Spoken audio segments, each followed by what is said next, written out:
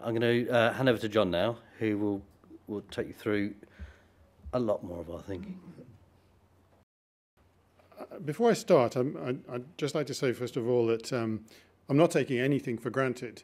I actually have a clear vision in my head as to how we could move forward, but I'm trying to resist the temptation of just running with that and trying to force the pace. What I really want out of this session, and that's why after Charlie's done his essential bit of it, we're going to go into a discussion, I hope, and not just questions, but actually soliciting support from you, is to see whether you think we can move forward and then get down to specifics. You know, what should we be doing? What do we do after this meeting? We can't just have a meeting and have a lot of enthusiasm and then it just all dissipate again. So that's where I'm going with this. I'm actually going to try and do it in two parts. I'm going to tell you a little bit about LINX. I hope you don't feel that I'm going to do that from a boastful perspective. I'm going to give you some big numbers, so it might seem a little bit that way.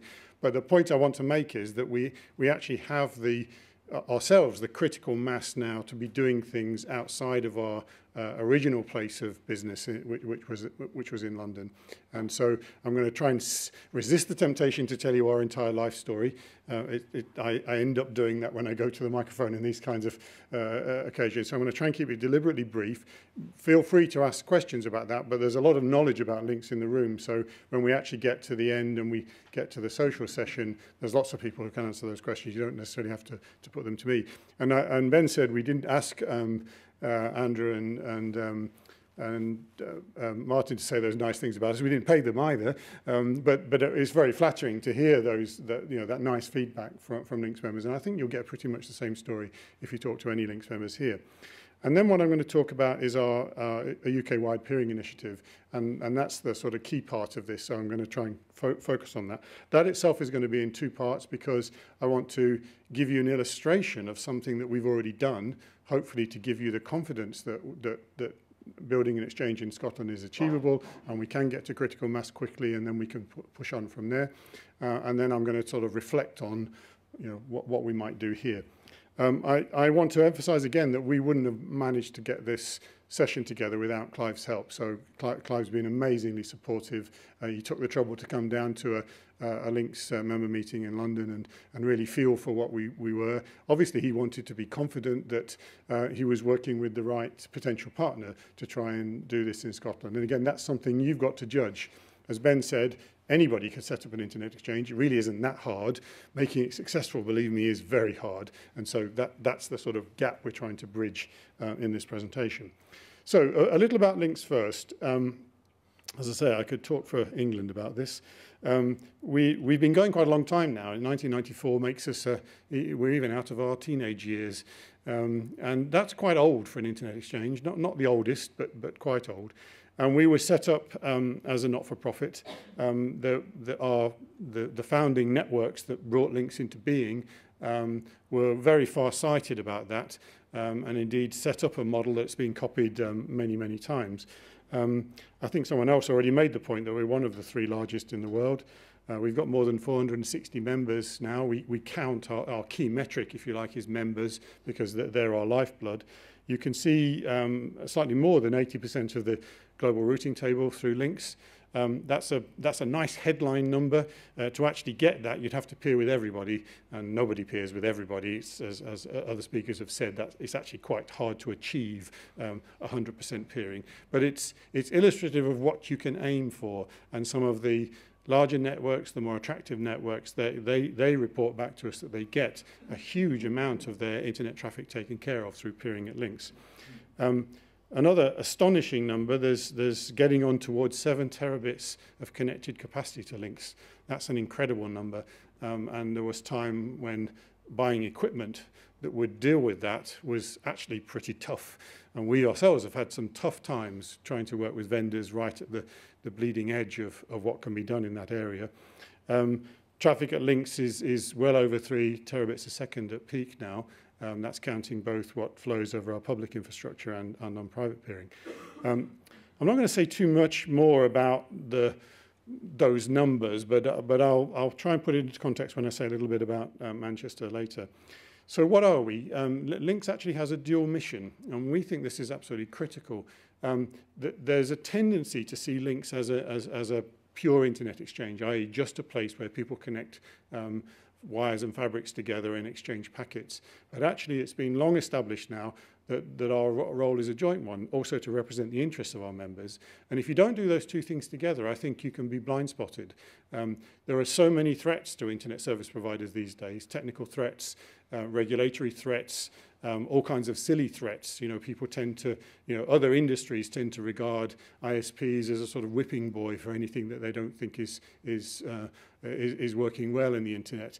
And if we didn't step in and actually try and bring some sanity to those things, then actually it would be very difficult to do our job of providing a fabric, because people would be wanting to interfere all the time.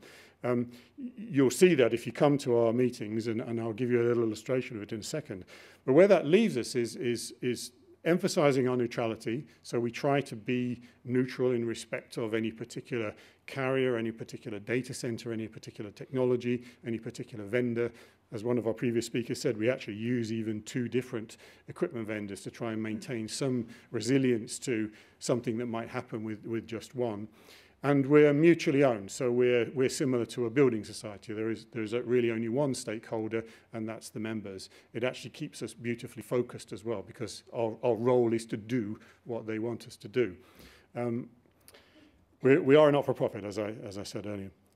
In practice, we have to be commercially strong.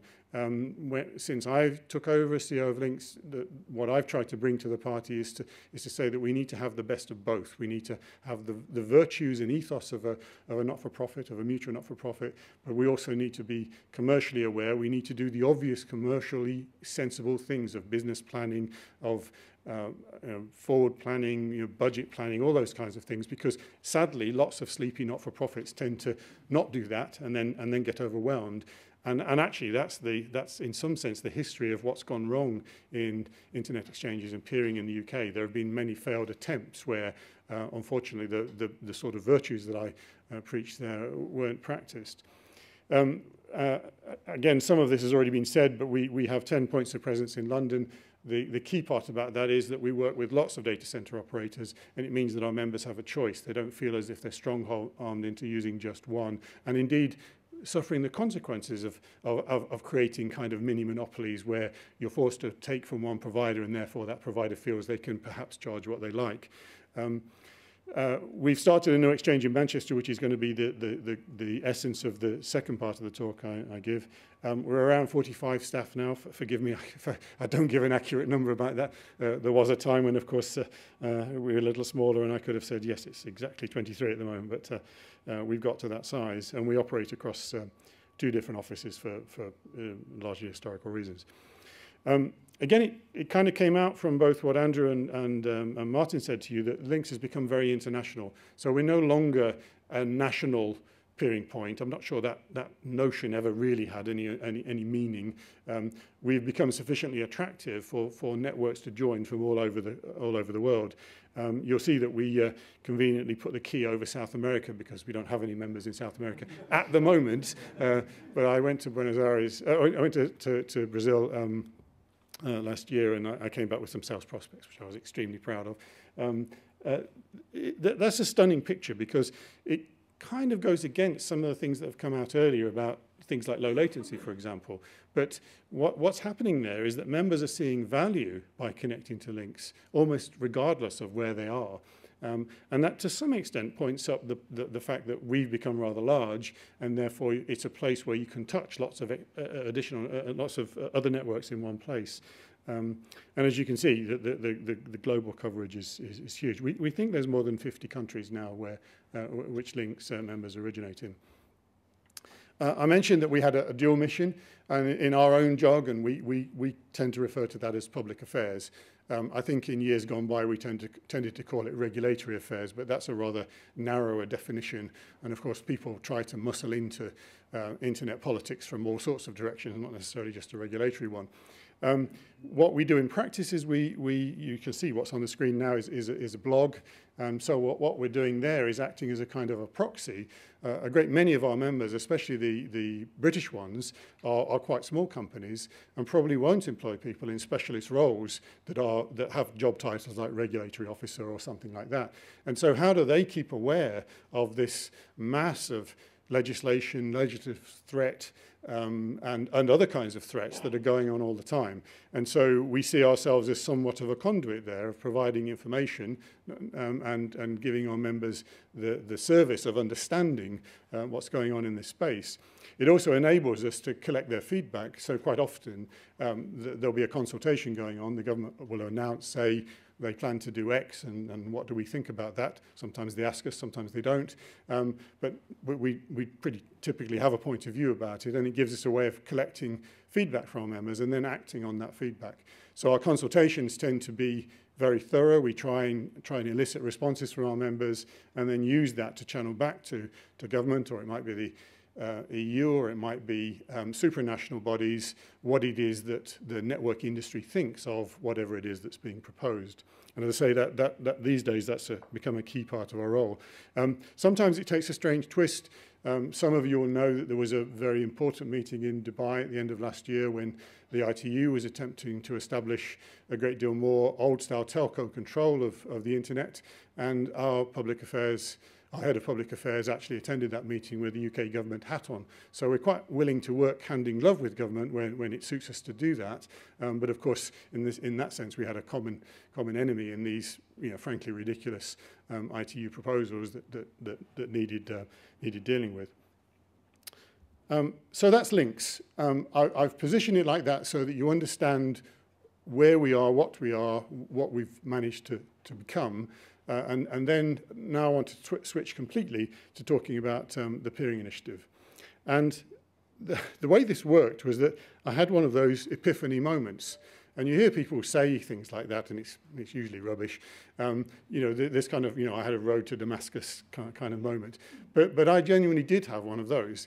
I'm also on the board of the trade, you won't be surprised to know, the Trade Association of IXPs, of Internet Exchanges. This is an organization called Eurex, which is a sort of self-help society for Internet exchanges. And I was pondering one day why it was that there was lots of Internet exchanges in most of the European countries, but very few in Britain. And it did seem rather odd that we were out of step with, say, France, Germany, Italy, even to some extent Spain, all countries of our size or similar in terms of population and so on. And it seemed curious that there wasn't anything particularly geographically about the UK that would inhibit this, although I think actually that is one of the factors, because a long thin country like Italy, for example, had internet exchanges at either end. So it set me thinking as to why it was that we seem to be a little out of step compared with the rest of Europe. The rest of Europe's a good comparator because, as Martin said, there is more public peering going on. There are more internet exchanges. Public peering is stronger in Europe than it is anywhere else in the world. And it dawned on me that actually we were part of the problem, that we were inadvertently inhibiting peering from taking place in other places in the UK because we had become so big and it had become so obvious and logical that UK service providers should come and peer at LINX. And therefore, why would you bother to try and peer at other places, especially if they weren't as rich in terms of what you could achieve in peering and the values that come from peering.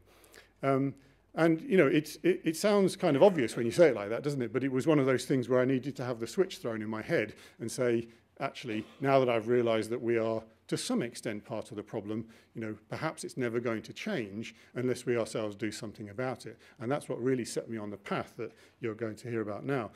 It isn't only us, of course.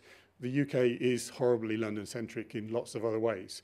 Just look at a map and see where the railways are and the roads are and where the population is actually, and you can see that the UK is horribly London-centric in lots of ways. It's actually horribly London-centric in a telecommunications way because there's probably nowhere in the world where there's a higher tele-density than there is in London. And I think the point was made earlier, regardless of where the cables actually land, some of them land in Cornwall, the termination point's actually London. So having decided that we were part of the issue and therefore needed to do something about it, the thought process from there was, well, what were we put here to do?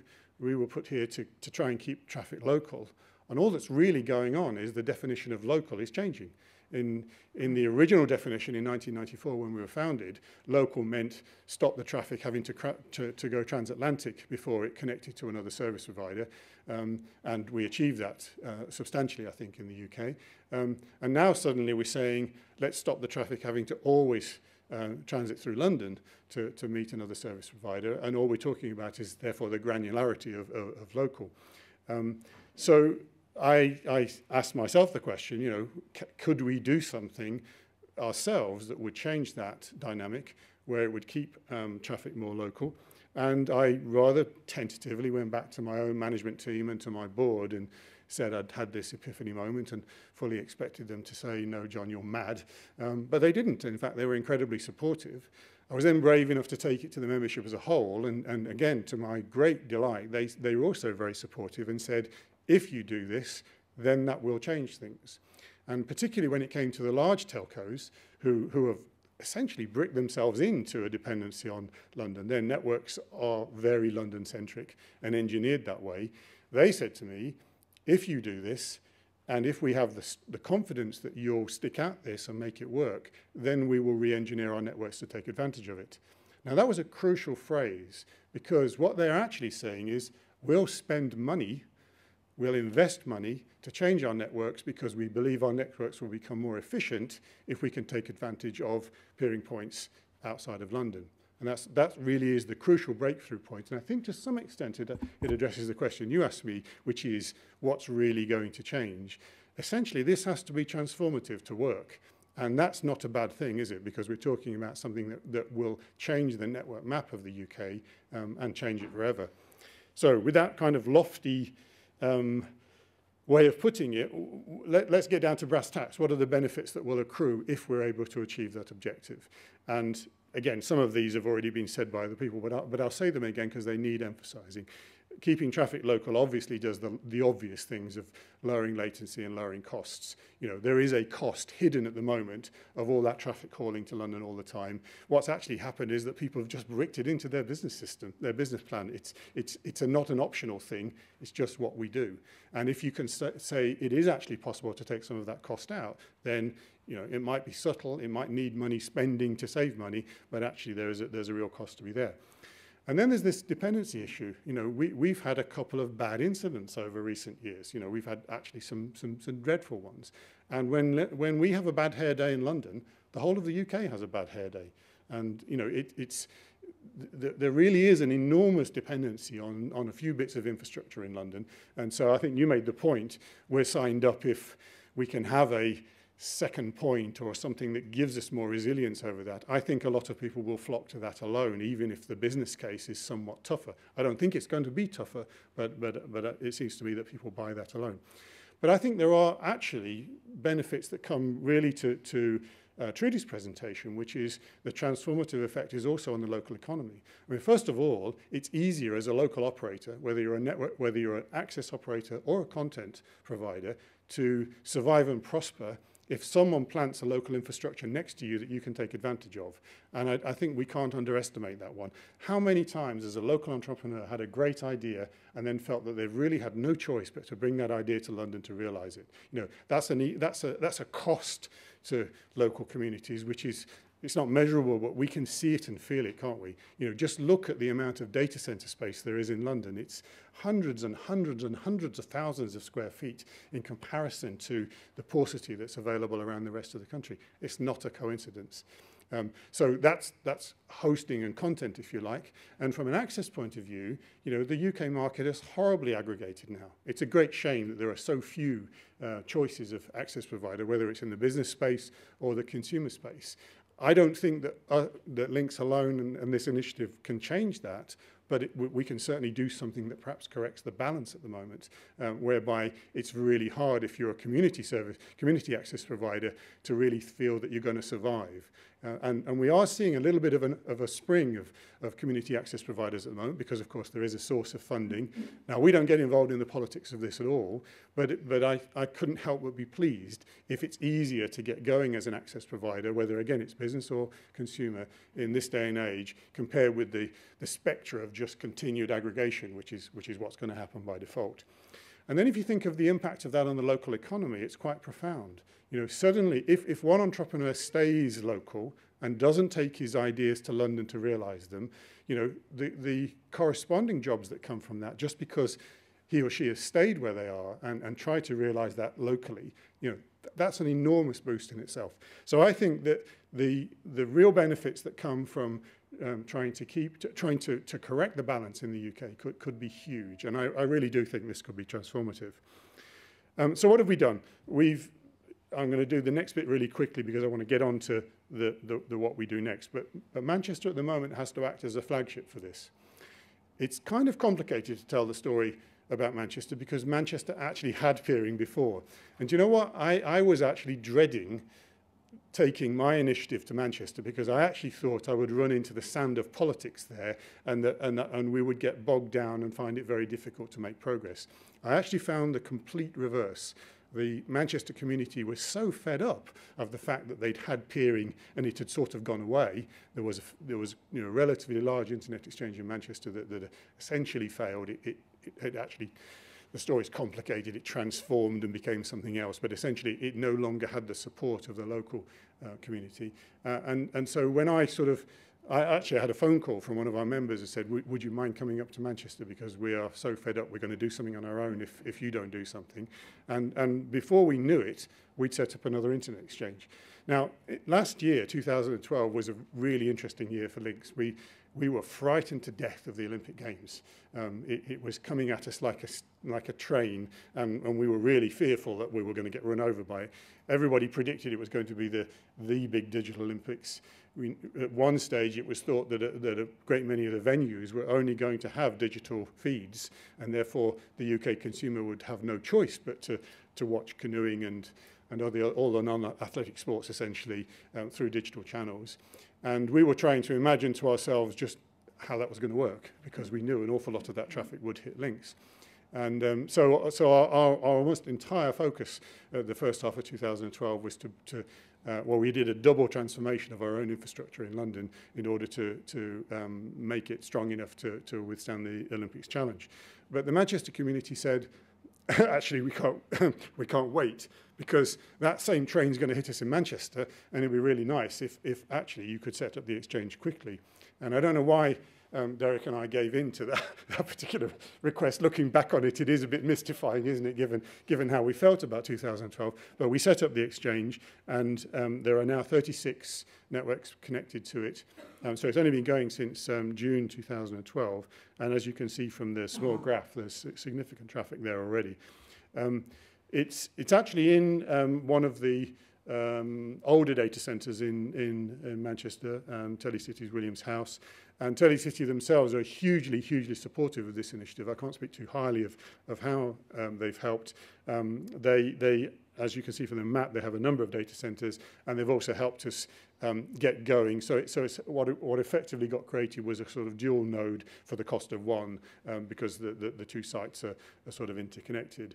And we're now at the interesting stage of breaking out of that original site. We don't promise to do any more in 2012 than we did, because, as I say, we had this smaller sporting event to distract us. But we're now planning to extend to other direct locations to, again, fulfill our general mission of saying we don't want members to feel that they can only deal with Telecity, you know, supportive though they've been.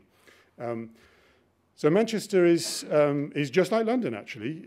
We made it really, really simple. You use the existing order process. You can order the same sizes of ports. You get the same services. You get support on the same email address. And we've got some plans to roll out a few other bits and bobs that would round that out and complete it. In terms of pricing, we thought a lot about this, and we decided that essentially we would try and leverage the fact that most of the networks were already members of LINX, and so there was nothing extra to do if you're already a member. You just simply ticked a different box on a port order form and said, I'd like a port there instead of, or as well as the ones we have in London. We also decided to do something to boost it, to get to critical mass quickly. So we said, hey, we've no need to charge for ports on this. We had some other clever things that we did that made us feel like that. And so we don't charge currently don't charge for low-speed ports at the exchange. And what that's done is it's teased a few more people out into peering that never did it before. So I think we've acquired at least 6 new members who were never members in London simply because they thought, hey, we can try this, and it's almost no risk. We charge for 10 gig ports there, and the reason we do that is that I'm sorry to say this, we absolutely know that people will take them for vanity reasons if they're free. So even tiny networks will say, I've got a 10 gig port, and you kind of know what's behind that. But actually, in truth, anyone who really needs a 10 gig port won't mind paying that fee for it because they actually get value from it. So it's one of those things that kind of self-leveling sorts itself out.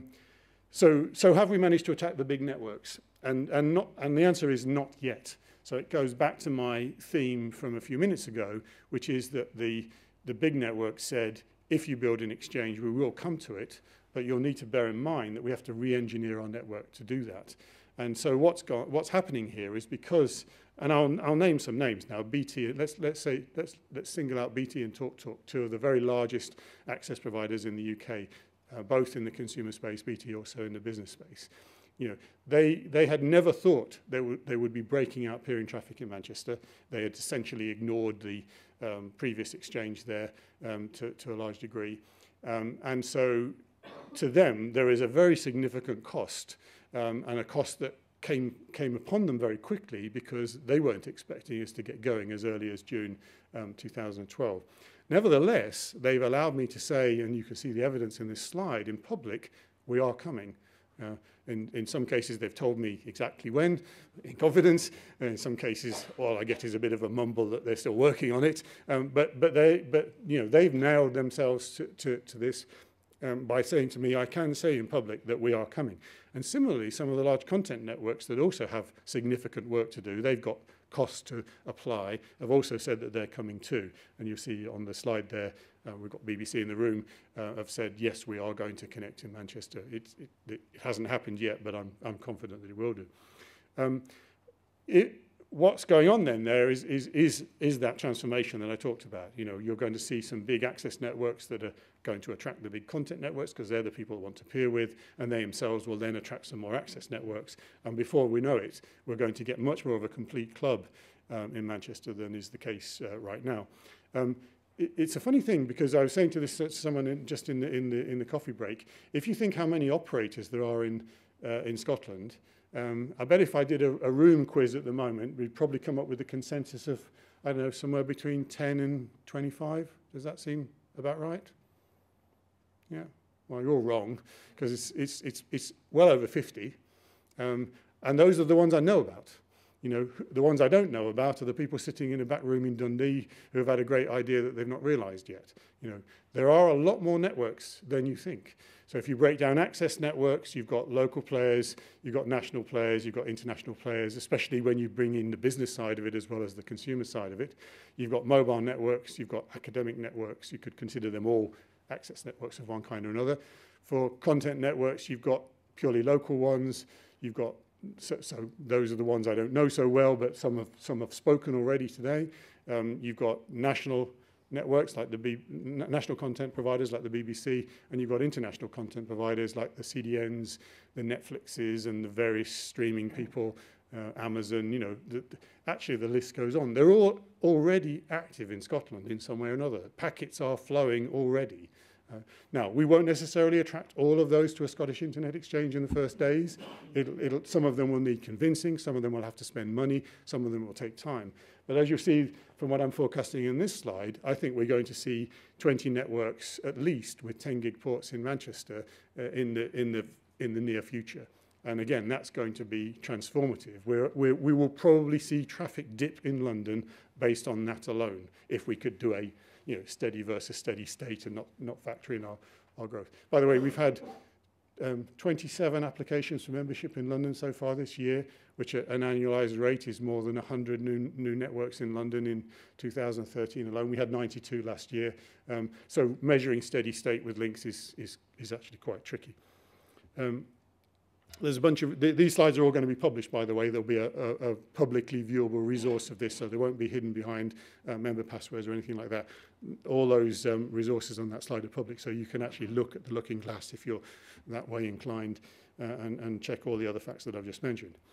So Manchester, the role of LINX Manchester is to act as a existence proof that we can do this in Scotland. That's essentially why I've plugged away at that and said, if we can do it there, there is no reason at all why we can't do a similar thing in Scotland.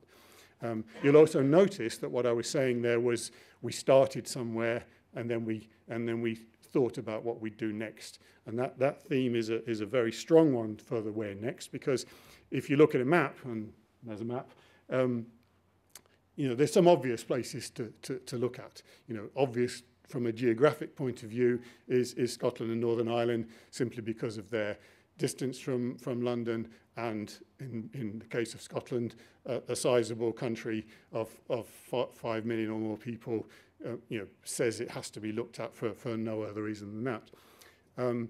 We're actually having discussions with all manner of diverse areas. I got a phone call from Hull the other day saying, could we build an internet exchange in Hull because it's connected to a bit of fibre that goes across the North Sea to Holland, which I thought was an interesting argument to put to me over the telephone. But I mean, you know, even though we've not done much to speak from public platforms about this initiative, it's interesting that people are finding their way to us now and saying, hey, how about it? I think it might be quite a while before we get around to building an internet exchange in Hull, but who knows?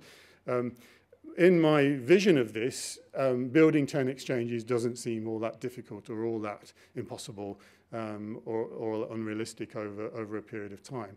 I could be wrong on the low side, you know, given that all the graphs are up to the right. What's actually playing towards this is that need for local and keeping traffic local inevitably grows. And especially as the content providers see the value of having localized content caches, because it improves the user experience because of low latency, it perhaps reduces their costs because they don't have to buy it all from expensive data center operators in London, and so on and so on and so on. I've raised all those points before. Those things to me seem inevitable. The style of approach we're bringing to this, and you don't have to take this, as Ben emphasized, this is what we could do for you, but you, of course, could do this yourselves. It's not that hard. But what the style we bring to you is to say, let's leverage what LINX has already achieved. Let's use the established membership structure, so there's no new thing to set up. There's no new membership forms to sign. The second bullet is the crucial one. I don't want to be setting up any more exchanges in the UK unless there is a sense of local ownership for them. So the people in this room and others have to end up caring about this, otherwise we don't do it. It's as simple as that.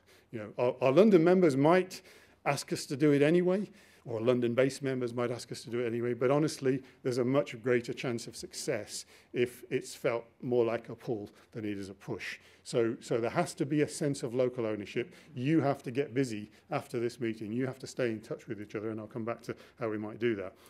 Our vision of this is to keep it very simple and straightforward, and to introduce the least complexity possible, to just let it happen rather than putting barriers in its way, like getting people to consider whole new legal documents. You might be amused to know that we managed to get 460 of the world's networks to sign our contract, our simple contract. We tried to write it in plain English. We had a number of initiatives to just keep all the jargon out of it. But when it goes to an American company, they typically put red ink across the whole thing and say, we'll sign this essentially if you'll modify it so that it applies under the law of the state of Delaware and all of our standard terms and conditions. And what we say to them is, if you can come to a LINX meeting and persuade the whole of the rest of the LINX community to adopt your proposals for how we change our contract, of course, we'll change our contract. And they go, oh, it's easier to sign. That kind of bringing ridiculous simplicity to this is the key to me, because that way we get going. We're willing to take a long-term view about the economic viability of it.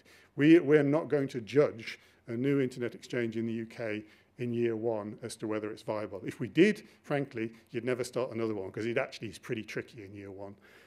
So we're taking the long-term view, hence what I've already said about making the ports free for the first period, because that allows people to come and try it out and feel that the risk to them is low. A crucial point for me to stress is we're building standalone internet exchanges. We're not planning to link them back to London. And to some people, that's quite controversial. Some people want to know why. And the answer is simple. We're not a carrier. We're not in the business of competing with our own members to do long-haul traffic. And indeed, if we were, we'd still be emphasising the importance of London, and London being the centre of the spider web for all of this. So these are separate standalone exchanges to enable traffic to stay local. We've built a template for all of this. I won't dwell on that too much, but we actually learned some very interesting lessons because we did a big expansion of our own in the year 2008. We built 3 new POPs in the same year. Again, looking back on it, it was quite a mad thing to do, but it worked. And so that taught us a lot about how we might adapt ourselves to starting new exchanges. LINX in London is actually quite complicated, as you might expect from some of the slides you saw from Andrew. We have a monitoring system that's becoming amazingly complex, almost Byzantine at the moment, one might say, and it's dealing with the notion that everything's connected together. And so when we built Manchester for the first time, there was no mothership.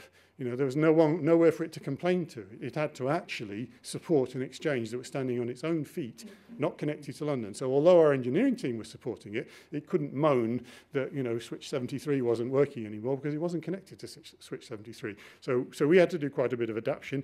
This is a rather silly slide, but it shows you that LINX in Iraq is already quite a complicated thing because it's not just a matter of having a layer 2 switch. You've actually got to monitor it. You need out-of-bound access to it. You need to think about how you connect everyone to it. You need a root server. For those of you in the know what a root server does. You know, that encourages local peering to take off. You need a console server. Before you know it, you've built quite a complicated array of kit. And we've now got that as a kind of standard template so that we could do another one because we're in the process of doing another one in Manchester and we can do another one in Scotland. From an architectural point of view, our thinking was start simple, you know, build a single POP exchange, get going, get critical mass building, but then we know we're going to deal with the complexity that everyone will want, which is, okay, now what about the rest? And that's I think, a bigger issue in Scotland because we're talking about an entire country. For all I know, the future destiny of this is actually not a Scottish internet exchange. It might be a series of Scottish internet exchanges. They might not be connected together. Those are interesting discussions that we have another time, but you've got to give us your opinions about that. I think if we sit in London and think we know the answer to this based on sitting in London, then everything will just fail because we don't know enough. And, you know, Charlie's slides, which you're about to see, were a revelation to me. You know, who knew that so much money had already been invested in the Scottish data centre scene? And that local knowledge is crucial. If that doesn't become the underpinning of what we do, then this initiative isn't worth the way I've described it to you. Viability is my last slide because it's the inevitable question I get asked if I don't answer it directly anyway. How do you make this thing viable? It's the key issue. We're trying not to come with a fixed idea because I think it will be different for different situations. The last of these presentations that I made was in Belfast. There was huge enthusiasm in the room. There's no doubt that there will be support to build an internet exchange in Northern Ireland, but it's going to be so much more difficult to get it to stand on its own feet and become viable and only need a light touch from us and not think that it's actually being subsidised from London. I don't think it would be right for me to have a sort of fixed number in my head about how we do that. We are now big enough and strong enough to be able to take a longer view about that. So I haven't come with a fixed idea about that. What I have come with, though, is that if the local community doesn't want to participate in this and doesn't want to help guide and nurture this thing, then, frankly, it's probably not worth trying. It's best left to whatever fate then brings. Okay? So I hope I'm ending on a positive note because actually, I think this is easy. I think we can do this. I think we're fortunate that there is a location in Scotland where there is already quite a strong critical mass of network operators, both content and access. You have to have a mixture, otherwise packets don't flow. So I'm going to hand over now to Charlie, who's going to explain the Scottish data centre scene. And then I'm going to come back to the podium and see if I can sort of draw that together and make some suggestions on what we might do next.